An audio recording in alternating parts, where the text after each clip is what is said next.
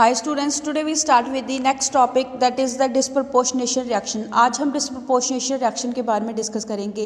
कहता है वो रिएक्शन जिसमें जो एलिमेंट है अपनी एक ऑक्सीडेशन स्टेट में वो एक साथ ऑक्सीडेशन को भी शो करेगा, रिडक्शन को भी शो करेगा। इन अदर वर्ड हम कह सकते हैं कि जो एक रिएक्टिंग सब्सटेंस है डिस्प्रपोर्शनेशन रिएक्शन के अंदर, वो हमेशा कहता क्या करता है, एटलीस्ट अपनी 3 ऑक्सीडेशन स्टेट को शो करेगा। एक ऑक्सीडेशन स्टेट उसकी रिएक्टेंट साइड के ऊपर होगी एंड 2 ऑक्सीडेशन स्टेट है वो किसमें होती है, प्रोडक्टेंट साइड के ऊपर होती है। कहता है जो एलिमेंट होता है in the form of reacting substance के अंदर वो अपनी इंटरमीडिएट ऑक्सीडेशन स्टेट को शो करता है एंड प्रोडक्टेंट साइड के ऊपर both higher and lower oxidation state में वो एग्जिस्ट करता है। कहता है इसकी ज़्यादा कॉमन एग्जांपल हम यहाँ पे डिस्कस कर रहे हैं, दैट इज़ जब हम हाइड्रोजन परऑक्साइड की डीकम्पोजिशन करवाते हैं। जैसे हमें यहाँ पे इसकी रिएक्शन शो कर रखी है। कहता है जो हाइड्रोजन परऑक्साइड है वो डीकम्पोज होकर वाटर देता है एंड साथ में ऑक्सीजन गैस देता है। कहता है इस रिएक्शन के अंदर जो ऑक्सीडेशन नंबर है ऑक्सीजन का वो डिक्रीज होता है -1 से -2 के अंदर। जब कहता है जो हाइड्रोजन परऑक्साइड है वो वाटर में कन्वर्ट होगा, उस दौरान जो ऑक्सीजन का ऑक्सीडेशन नंबर है वो डिक्रीज होगा -1 से -2 के अंदर। साइमल्टेनियसली एक साथ कहता है हमारे पास क्या होता है, जो ऑक्सीडेशन नंबर है हाइड्रोजन परऑक्साइड के अंदर ऑक्सीजन का वो -1 से 0 के अंदर इंक्रीज होता है ऑक्सीजन की फॉर्म में।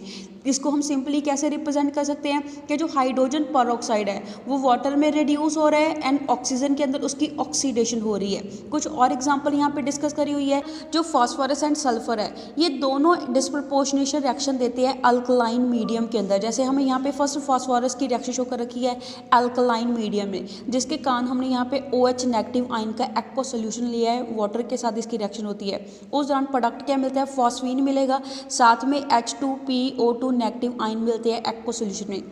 कहता है इस रिएक्शन में जो ऑक्सीडेशन नंबर है फास्फोरस का वो इंक्रीज होता है 0 से +1 के अंदर। जब कहता है जो फास्फोरस है किस में कन्वर्ट होगा, H2PO2 नेगेटिव आयन में कन्वर्ट होगा। यहाँ पे फास्फोरस का ऑक्सीडेशन नंबर 0 से +1 में इंक्रीज होगा। ऐसे कहता है ये इसका ऑक्सीडेशन नंबर डिक्रीज होता है 0 से -3 के अंदर, किसकी फॉर्म में, फॉस्फीन की फॉर्म में। तो कहता है इसको हम कैसे रिप्रेजेंट करते हैं कि जो फास्फोरस है वो फॉस्फीन में रिड्यूस हो रहा है एंड H2PO2 नेगेटिव आयन में उसकी ऑक्सीडेशन हो रही है। ऐसे ही हमें नेक्स्ट एग्जांपल गिवन दे रखी है सल्फर की अल्कलाइन मीडियम के अंदर। उस दौरान प्रोडक्ट क्या मिलता है, S2 नेगेटिव आयन मिलते हैं, साथ में S2O3 2 नेगेटिव आयन मिलते हैं एंड साथ में वाटर मिलेगा। कहता है इस रिएक्शन में जो ऑक्सीडेशन नंबर है सल्फर का वो इंक्रीज होता है। जैसे S8 की फॉर्म में उसका ऑक्सीडेशन नंबर 0 होता है। कहता सल्फर का ऑक्सीडेशन नंबर 0 से हमारे पास क्या हो रहा है, +2 के अंदर इंक्रीज हो रहा है, किसकी फॉर्म में, S2O3 2 नेगेटिव आयन की फॉर्म में। कहता है उसी टाइम के ऊपर इसका जो ऑक्सीडेशन नंबर है डिक्रीज भी होता है 0 से -2 के अंदर S2 नेगेटिव आयन की फॉर्म में। दैट मीन्स कहता है जो सल्फर है उसकी S2 नेगेटिव आयन की फॉर्म में रिडक्शन हो रही है एंड S2O3 2 नेगेटिव आयन की फॉर्म में इसकी ऑक्सीडेशन हो रही है। ऐसे हमें इसकी नेक्स्ट एग्जांपल गिवन दे रखी है।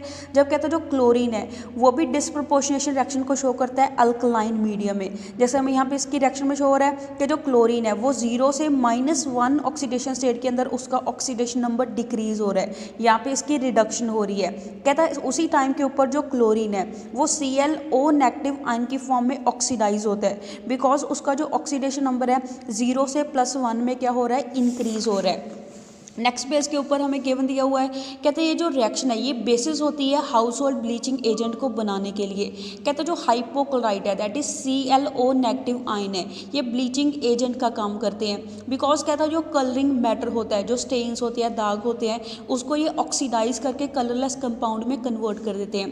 कहता है क्लोरीन की तरह ब्रोमीन एंड आयोडीन ये भी सिमिलर तरीके से डिस्प्रपोर्शनेशन रिएक्शन को शो करते हैं अल्कलाइन मीडियम के अंदर। जबकि कहता है जो फ्लोरीन है वो इस बिहेवियर को शो नहीं करता, बिकॉज फ्लोरीन सबसे ज़्यादा इलेक्ट्रोनेगेटिव नेचर का होता है, जिसके कारण ये क्या होगा, स्ट्रॉन्गेस्ट ऑक्सीडाइजिंग एजेंट होगा। देयरफॉर कहता ये पॉजिटिव ऑक्सीडेशन स्टेट को शो नहीं करता, जिसके कारण कहता जो फ्लोरीन है वो डिफरेंट वे से रिएक्शन शो करेगा एंड उस दौरान प्रोडक्ट फॉर्मेशन क्या होगी, ऑक्सीजन डाइफ्लोराइड मिलेगा। जैसे हमें यहाँ पे फ्लोरीन की रिएक्शन शो कर रखी है अल्कलाइन मीडियम में। कहता है यहाँ पे एक चीज़ नोट करने वाली है कि जो फ्लोरीन है ऑल्सो वाटर के साथ रिएक्शन शो करके कुछ ऑक्सीजन को भी प्रोड्यूस करता है। कहता है अनदर इंपॉर्टेंट डिस्प्रपोर्शनेशन रिएक्शन है हमारे पास कॉपर की। जब कहता है जो कॉपर है अपनी +1 ऑक्सीडेशन स्टेट के अंदर होता है, उस दौरान वो डिस्प्रपोर्शनेट होगा कॉपर 2 आयन के अंदर एंड कॉपर मेटल के अंदर। यहाँ पे कहता कॉपर की +1 ऑक्सीडेशन स्टेट से कॉपर मेटल के अंदर रिडक्शन हो रही है एंड सेम टाइम के ऊपर जो कॉपर +1 आयन है उसकी कॉपर +2 आयन के अंदर ऑक्सीडेशन होती है। तो यहाँ से हमें क्या चीज़ पता चलती है कि जो कॉपर +1 आयन्स है वो अनस्टेबल होते हैं। कहते हैं ये सिर्फ तभी एग्जिस्ट करेंगे जब जो कॉपर है अपनी सॉलिड स्टेट के अंदर होगा, उसी दौरान ही जो कॉपर है अपनी +1 ऑक्सीडेशन स्टेट को शो करता है। Next topic is balancing oxidation reduction reaction के जो ऑक्सीडेशन रिडक्शन रिएक्शंस होती हैं उसको हम बैलेंस कैसे करते हैं। कहते हैं इनको बैलेंस करने के लिए नंबर ऑफ मेथड है, बट इनमें से 2 मेथड ज़्यादा इंपॉर्टेंट है। First is oxidation number method and second is ion electron method, जिसको हम हाफ इक्वेशन मेथड भी बोल देते हैं। फर्स्ट हम डिटेल में डिस्कस करेंगे ऑक्सीडेशन नंबर मेथड को। जैसे कहते हैं हमने पढ़ रखा है कि ऑक्सीडेशन के दौरान हमेशा ऑक्सीडेशन नंबर क्या होता है, इंक्रीज होता है। ऐसे कहते हैं रिडक्शन के दौरान ऑक्सीडेशन नंबर हमेशा क्या होता है, डिक्रीज होता है। देयरफॉर कहता है रिडॉक्स रिएक्शन के दौरान क्या होगा कि जितना टोटल इंक्रीज हो रहा है ऑक्सीडेशन नंबर में वो किसके इक्वल होना चाहिए, total decrease in oxidation number के बराबर होना चाहिए। कहता है ये बेसिक प्रिंसिपल होता है केमिकल इक्वेशन को बैलेंस करने के लिए। इसके अलावा कहता है जो लॉ ऑफ कंजर्वेशन ऑफ मास है वो भी यहाँ पे फॉलो होना चाहिए, उसको वॉयलेट नहीं कर सकते हैं। कहता है जो नंबर ऑफ एटम है हर एक काइंड के एक साइड ऑफ इक्वेशन के ऊपर वो कहता है किसके बराबर होने चाहिए, number of atom of the corresponding element on the other side. That means reactant and प्रोडक्टेंट side के ऊपर जो नंबर ऑफ एटम है हर एक एलिमेंट के वो बराबर होने चाहिए according to the law of conservation of mass. Next हम पढ़ेंगे steps for balancing redox equations by oxidation number method कि ऑक्सीडेशन नंबर मेथड के साथ हम कौन से स्टेप को फॉलो करके रिडॉक्स इक्वेशन को बैलेंस करते हैं। First step is right the skeletal redox equation for all the non reactant and products of the reaction. कहते हैं सबसे पहले हम स्केलेटल रिडॉक्स इक्वेशन को लिखेंगे जो बैलेंस नहीं होती है सभी नॉन रिएक्टेंट एंड प्रोडक्टेंट के लिए। उसके बाद कहता है दूसरे स्टेप में हम क्या करते हैं, indicate the oxidation number of all the atom. कहता है कंपाउंड के अंदर हर एक एटम के सिंबल के ऊपर उसका जो ऑक्सीडेशन नंबर है उसको मेंशन करेंगे।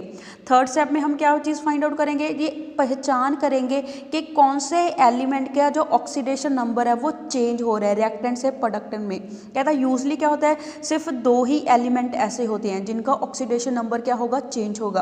कहता है एक एलिमेंट ऐसा होगा जिसका जो ऑक्सीडेशन नंबर है वो इंक्रीज होगा, उसको हम रिड्यूसिंग एजेंट बोलते हैं। एंड दूसरे का ऑक्सीडेशन नंबर क्या होगा, डिक्रीज होगा, जिसको हम ऑक्सीडाइजिंग एजेंट बोलते हैं।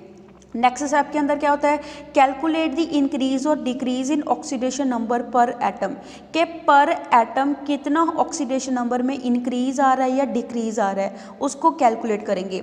अगर कहता है हमारे पास क्या हो more than 1 atom of the same element is involve, अगर कहता है सेम एलिमेंट के एक से ज़्यादा एटम इन्वॉल्व हो रहे हैं उसमें कहता हम फाइंड आउट करेंगे कि टोटल इंक्रीज और डिक्रीज इन ऑक्सीडेशन नंबर के टोटल कितना इंक्रीज और डिक्रीज हो रहा है ऑक्सीडेशन नंबर के उस एटम का। उसके बाद कहता हम मल्टीप्लाई कर देंगे उस नंबर को कि कितना इंक्रीज है डिक्रीज हो रहा है उसको उस नंबर के साथ उस एटम को क्या कर देंगे, मल्टीप्लाई कर देंगे जिसमें चेंज आ रही है। Next is equate the increase in oxidation number with decrease in oxidation number.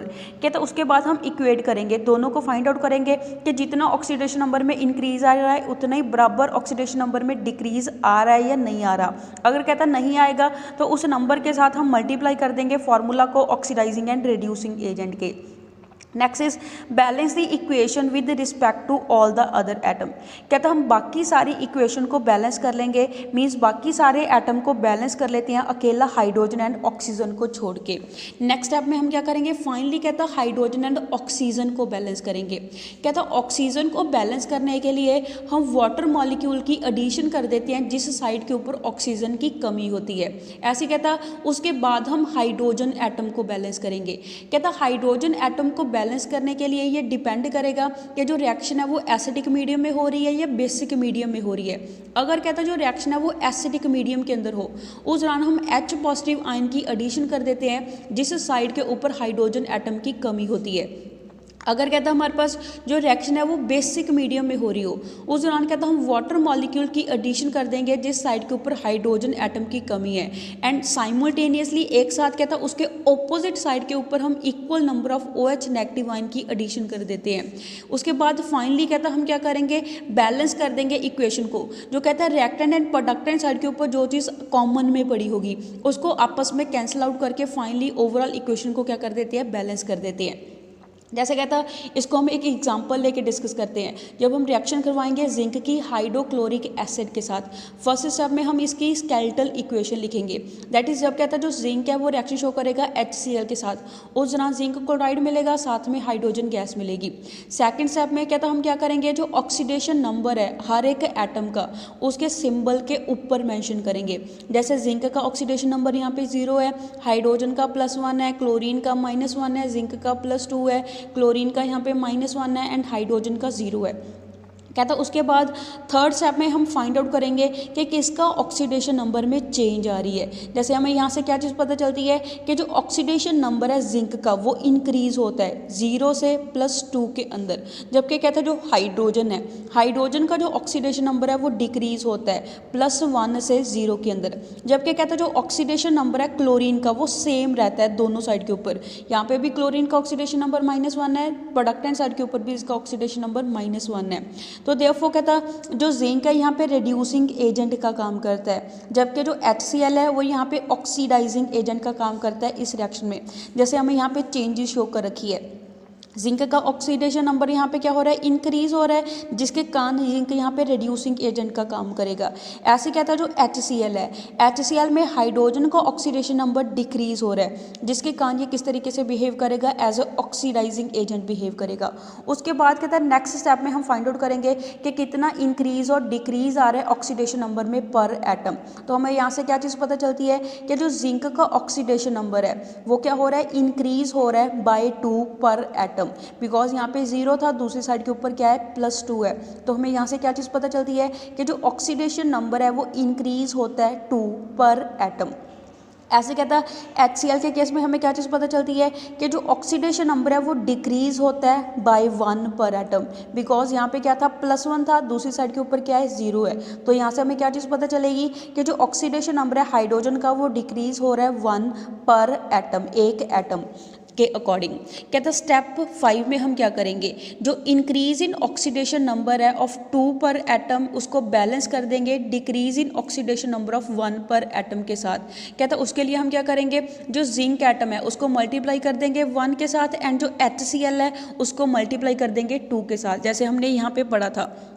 कहता उसके बाद जो ऑक्सीडाइजिंग या रिड्यूसिंग एजेंट है उसको मल्टीप्लाई कर देंगे उस नंबर के साथ जिसके साथ क्या हो रहा है, increase in oxidation number and decrease in oxidation number को बराबर करने के लिए। तो कहता है यहाँ पे हम क्या करेंगे, जो जिंक है उसको 1 के साथ मल्टीप्लाई कर देंगे एंड HCl को 2 के साथ मल्टीप्लाई कर देंगे। तो उसके बाद हम बैलेंस करेंगे बाकी सभी एटम को अकेला हाइड्रोजन एंड ऑक्सीजन को छोड़ के। हाइड्रोजन एंड ऑक्सीजन के अलावा यहाँ पे क्या है, जिंक एंड क्लोरीन है। तो यहाँ पे जिंक दोनों साइड के ऊपर बैलेंस है, ऑल्सो कहता क्लोरीन भी यहाँ पे क्या है, बैलेंस है। तो उसके अलावा हम उसके बाद नेक्स्ट स्टेप में क्या करेंगे, हाइड्रोजन को बैलेंस करेंगे। तो हाइड्रोजन भी यहाँ पे ऑलरेडी बैलेंस है, तो दैट मीन्स ये इक्वेशन क्या होगी, बैलेंस रिडॉक्स रिएक्शन होगी। तो ऐसे हम इसकी और एग्जांपल डिस्कस करेंगे जिसमें हमारे पास क्या होगा, एसिडिक या फिर बेसिक मीडियम में रिएक्शन चलेगी। इसको हम नेक्स्ट लेक्चर में डिटेल में डिस्कस करेंगे। So that's all for today, have a nice day.